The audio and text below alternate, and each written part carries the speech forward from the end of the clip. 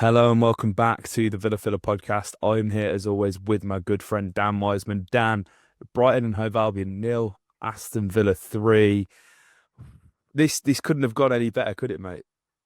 No, no, and that's I gotta say come out of the blue because hey, that's 6 wins in a row. But yeah, hey, if anyone had that in their score prediction tonight, I'd have been amazed. I was expecting it to be a pretty tough encounter, and that's not to say it wasn't, but yeah, that scoreline reads magnificently, mate. Oh my God, it absolutely does. It absolutely does. 3 goals in the second half. And before we even get into the game, mate, before we even get into the game, the lineup comes out an hour and 15 minutes before kickoff, and you see there's no Ollie. You see, Rashford starting up front. We're seeing guys like Amadou back on the subs bench. We've got Donyell Malen. We've got him Matson. We've got Marco Asensio. We have a phenomenal bench, and the options that we had to bring on in this game, ultimately, I think probably assisted us in just with how the state of the game was, allowing us to make those changes later on. But I mean, the lineup that started was incredibly strong as well, without even half of those guys' names that I've just mentioned, mate. Rashford, JJ, Rogers, McGinn, spearheading that attack. The Kamara Tillemans pivot that is just mwah.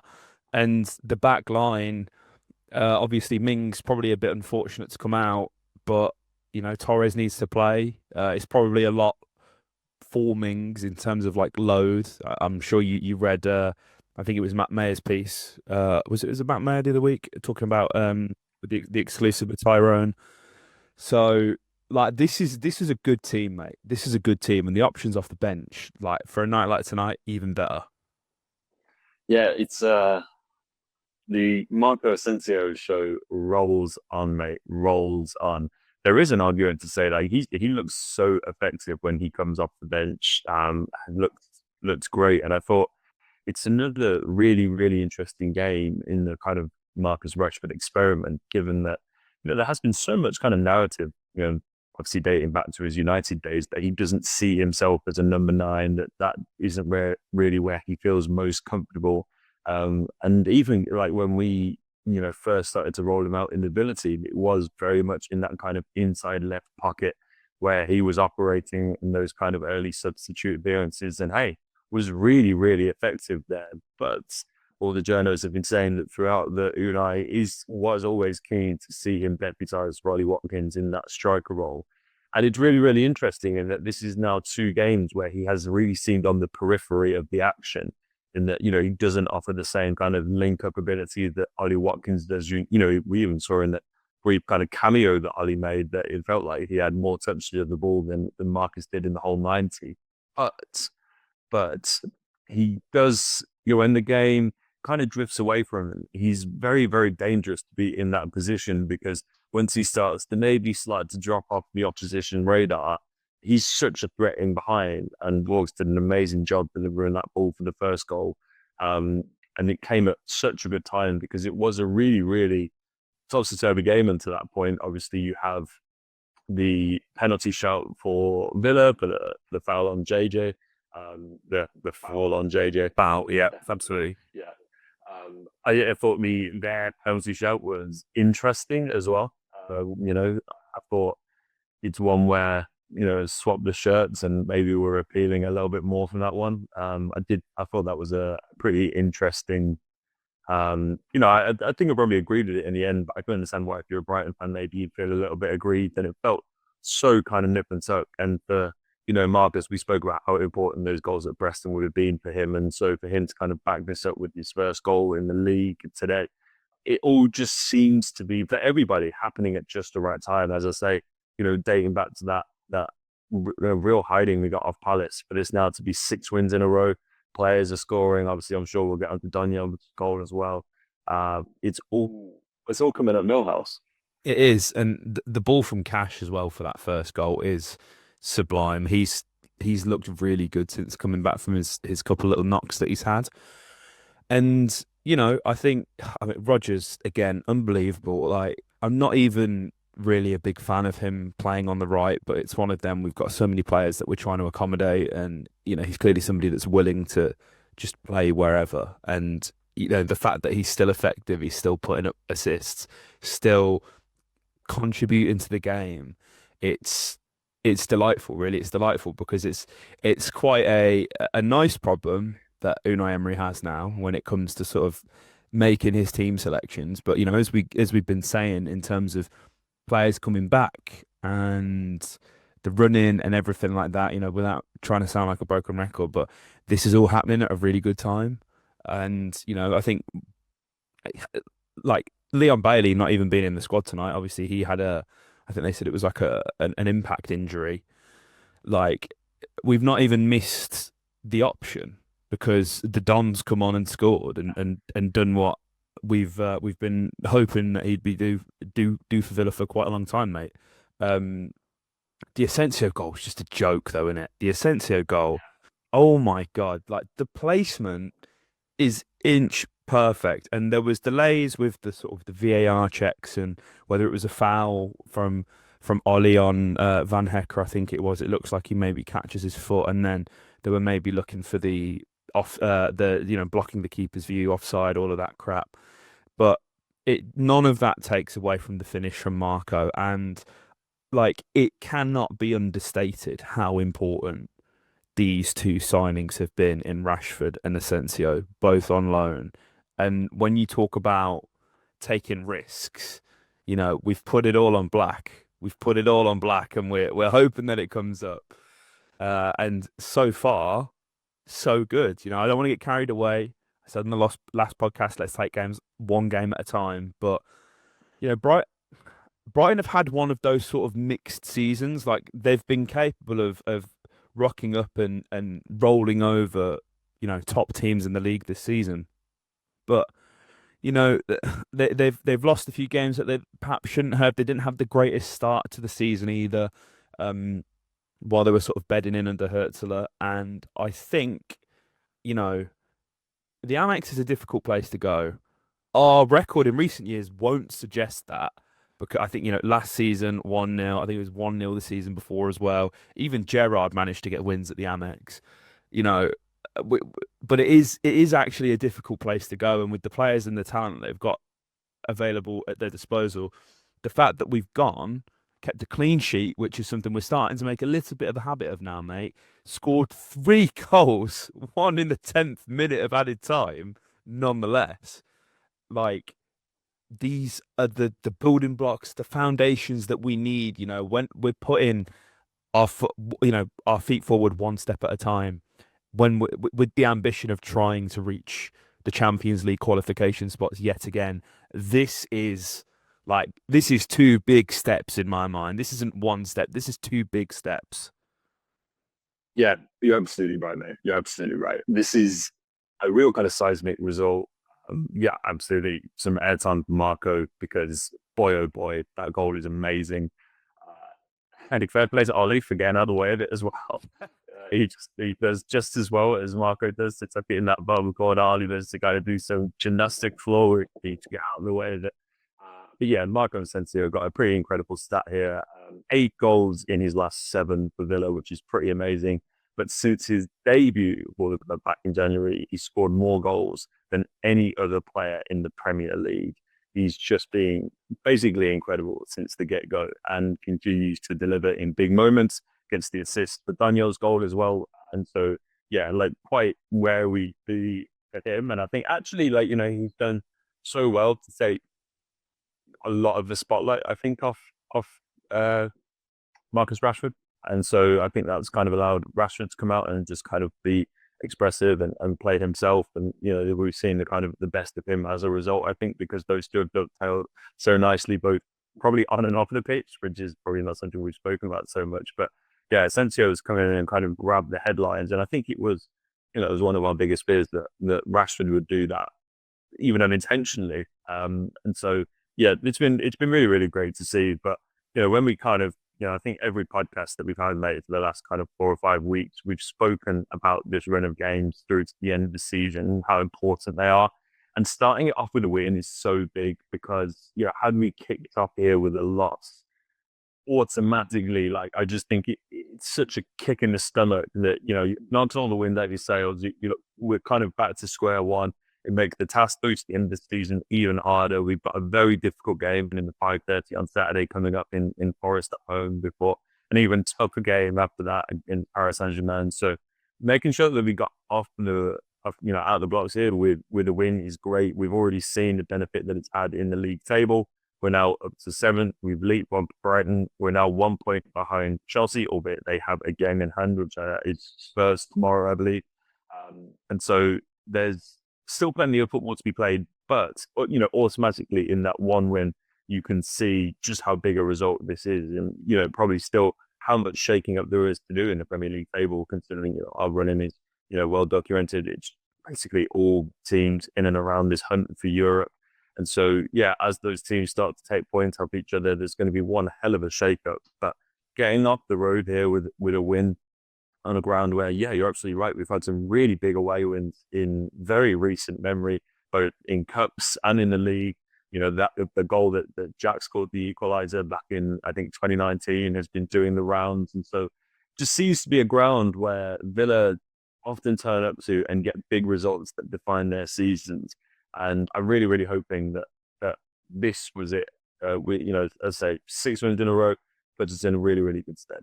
Yeah, and like the 3 goals and the clean sheet just tidying up that goal difference a little bit, because we're the only team. I mean, you have to go down to Man United in 13th to find the nearest team with a negative goal difference.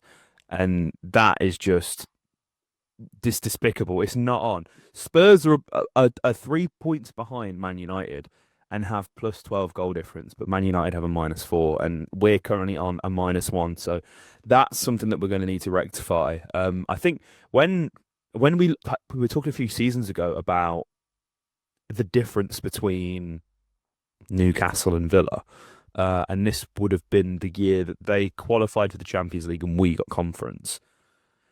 At the end of the season, Newcastle had drawn, sorry, like so many more games than we had, and we're just getting points on the board. And I look at us now so far. So we've got 13 wins, 9 draws, 8 losses. That I think that's higher than the amount of draws we had in the season that I'm referring to right now already. So like we're getting points on the board, and it's just important that we don't lose, even if we come to Forest on the weekend, mate, and we know how difficult that's going to be, despite it being at home. We all saw how good they were last night against Manchester United. If even I don't want to go into this with a defeatist mentality at all, but even if you take a draw in that game, we're taking points off the team that's been third in the league so far. We're not necessarily losing any ground. Fulham seem to be tailing off. Obviously, we've seen what's happened to Brighton. I think things only get worse from here on out for Chelsea, who are currently sat in 6th with a game in hand. I think they play tomorrow, and they're a point ahead of us. I honestly think, come the end of the season, the top 5, and this is a pretty bold prediction. I think it got from 1 to 5. Liverpool, Arsenal, neither of that is bold. Nottingham Forest, top 3. Again, none of that bold. Is what it is. Newcastle 4th, Villa 5th. I think that's how it's going to shape up, with City in 6th, Chelsea in 7th. Obviously, we have to play all of these teams, mate. We have to play them all. And I just really fancy us, mate. I really do. I really do. And like, do you know what? Like, game weeks like this put everything into perspective, because we got drawn against Ollie Glasner's Crystal Palace super team in the semi-final, which I don't want. I'm knocking on wood. I'm hoping we'll get past, but there's been this sort of mass hysteria about the draw. They've just rocked up to Southampton and lost and drew 1-1. So very nearly lost. Very nearly lost that minute winner, wasn't? Yeah, exactly. So we're talking about this Crystal Palace superpower that's in 12th, by the way. I know they've been very good, especially since the turn of the year, but like, just some perspective, like a lot has changed since we've lost to Palace, as you so rightfully pointed out. Yeah, Mate, and it's really important for kind of various reasons that we got a win today. When you look at the results around the league, Ipswich rocked up to the Vitality and got a hugely impressive 2-1 win there. Newcastle and Brentford, as you say, I think you kind of have to fancy Newcastle to be one of the teams that do finish above us come the end of the season. So, them beating Brentford was, good for us. And so there's kind of 2 wins there that have gone Villa's way, plus the 3 points that we picked up, and then the 3 points, as you say, towards the goal difference. This could have been, had we not performed as well tonight, the league table could have looked so, so different. And so, yeah, again, like when you look at the weekend's fixtures, us against Forest, Brentford play Chelsea, United play City, these are the games where, again, marginal gains can be made, but in this kind of race for what is such a competitive field, this is where the entertainment is to be found, definitely in the Premier League until the end of the season. And we are right in the thick of it. I was kind of reading a piece in the Athletic the other day, kind of looking at all of the remaining teams in this fight for Europe, and we are statistically City's toughest game in the running. Let's go. Manchester derby away this weekend, which was an interesting one that we kind of rank above that. And so, yeah, like that game is so, so big. But yeah, you can't look any further. And I think with how intense this race is going to be for these European spots, I almost feel like the quarterfinal of the Champions League is going to creep up on us. Do you know what I mean? Like, such focus is on this. I just feel like we're going to finish the game on Saturday, win, lose, or draw, and just be like, oh, shit, yeah. We're in a quarterfinal, yeah. That is valid, it's valid. The thing is as well, right? It's so like Forest, as it stands at the moment of recording, are 9 points ahead of us and they're in third. And you've got Chelsea, Newcastle, City between us and Forest. We have to play Newcastle, we have to play City, we have to play Forest. You win those 3 games, that 9 point gap is met, and we're sat in fourth, maybe even third if we can drastically improve our goal difference, which Forest is currently they're on plus 15, so there's 16 goals better than us. Like, I'm not saying we're gonna win all of those games, with a combined aggregate score of 16-0, but like Unai, the players, they'll be looking at this, and this is firmly within our reach. Do you know what? I'm reevaluating my prediction earlier, mate. We're gonna finish third. We're gonna do everyone. Win a lot, mate. We're just going to win a lot. I mean, can we mathematically? I think we can still technically win the Premier League. I think it's still mathematically possible. So we got 8 games. So what's that? 24 points. 24, 52. No, unfortunately we can't.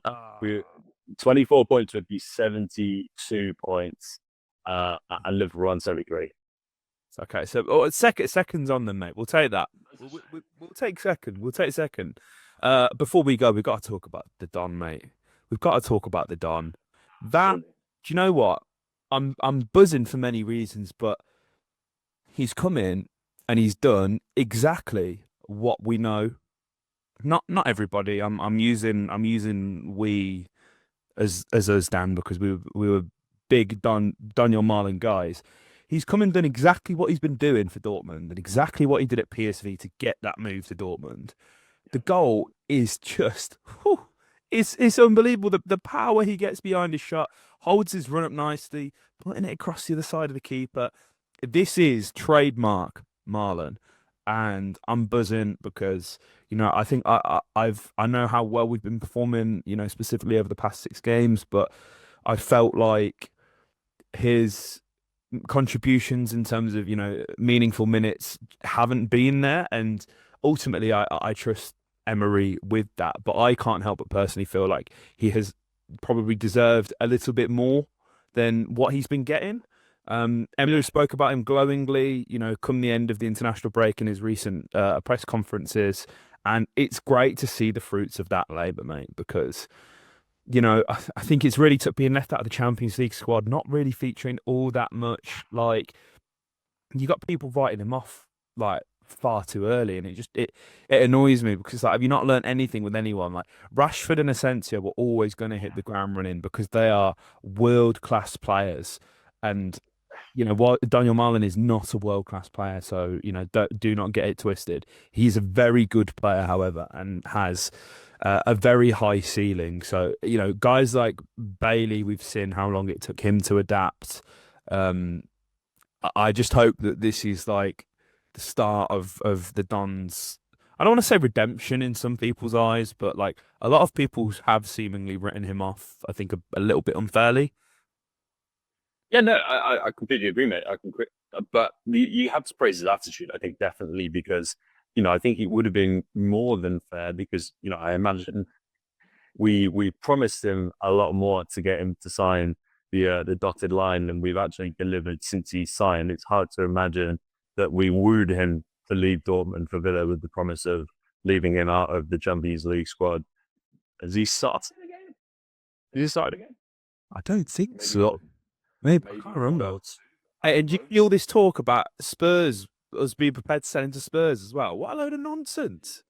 It's crazy. Like, we would have definitely promised him kind of more than this, and I'm hoping we got ahead of the Champions League situation, but we'll probably never know.